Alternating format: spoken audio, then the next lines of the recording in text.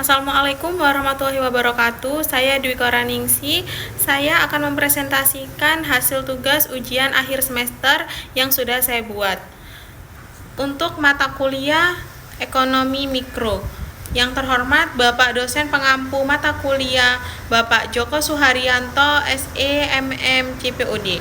Saya akan mempresentasikan hasil PowerPoint tugas yang sudah saya buat yang berjudul Dampak Kenaikan Harga Barang Pokok Terhadap Ekonomi Mikro di Indonesia. Baik, kita masuk ke bab pendahuluan, yaitu beberapa waktu terakhir harga bahan pokok di Indonesia mengalami kenaikan harga yang cukup signifikan, mulai dari beras, gula, minyak goreng, hingga cabai.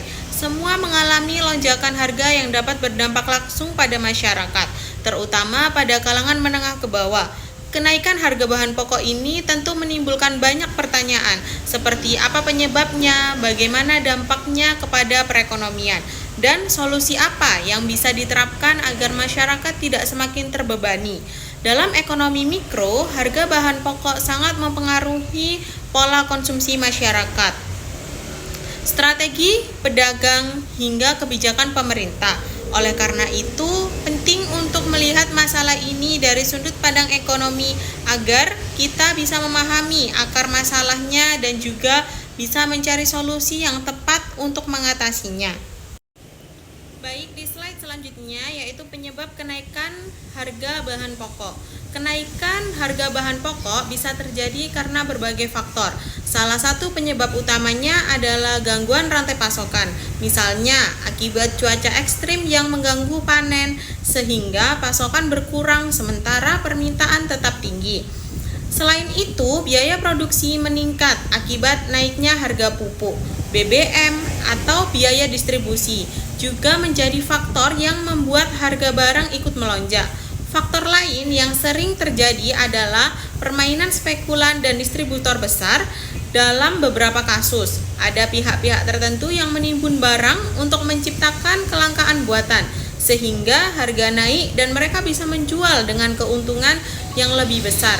Pemerintah seringkali turun tangan untuk mengatasi hal ini dengan operasi pasar atau regulasi distribusi, tetapi saja fenomena ini masih sering terjadi.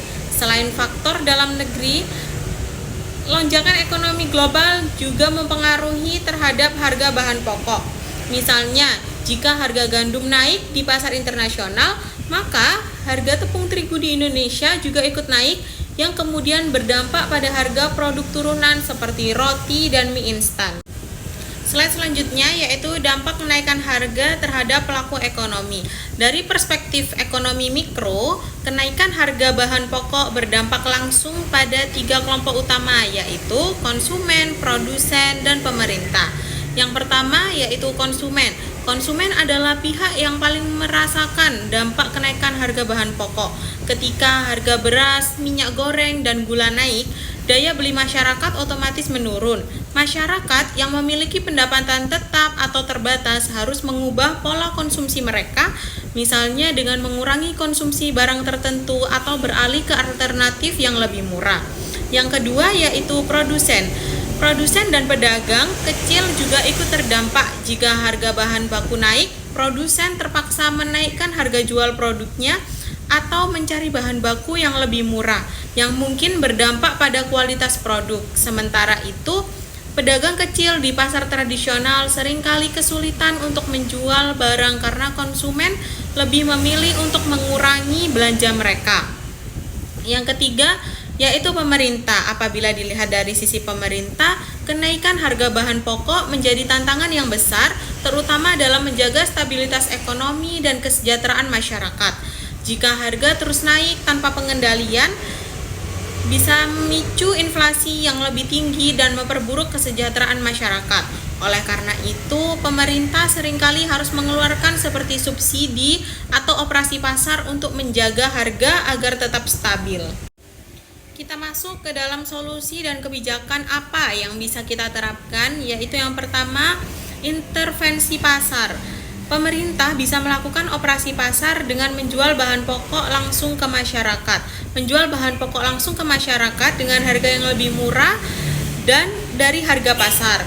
Ini seringkali dilakukan menjelang hari-hari besar seperti Ramadan atau Lebaran, ketika permintaan yang naik tajam.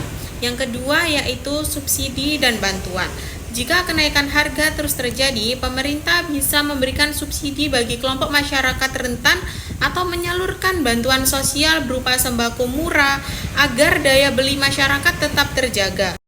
Yang ketiga yaitu penguatan regulasi distribusi. Untuk mencegah spekulasi harga oleh pihak tertentu, perlu ada regulasi yang lebih ketat terkait distribusi bahan pokok.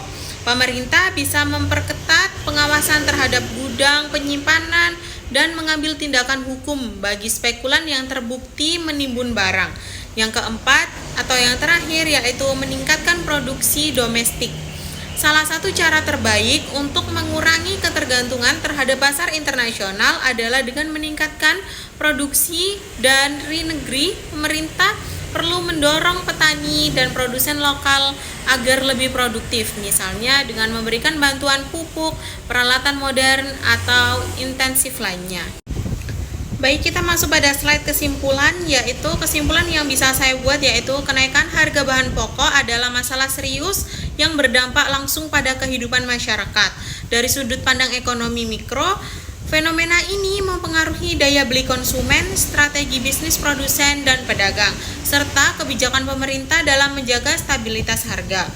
Lalu, agar masalah ini tidak semakin parah, perlu adanya intervensi dari berbagai pihak. Pemerintah harus memastikan distribusi bahan pokok berjalan lancar dan harga tetap terkendali. Sementara itu, masyarakat juga harus lebih bijak dalam mengelola pengeluaran mereka. Jika tidak ada langkah yang tepat, kenaikan harga bahan pokok bisa memicu inflasi yang lebih luas dan berdampak buruk pada perekonomian secara keseluruhan. Baik, kita masuk ke dalam slide terakhir yaitu daftar pustaka atau sumber referensi yang saya buat untuk membuat PowerPoint tugas pada ujian akhir semester kali ini. Demikian presentasi tugas akhir semester saya. Apabila ada salah dalam penulisan, salah dalam pengucapan, saya memohon maaf.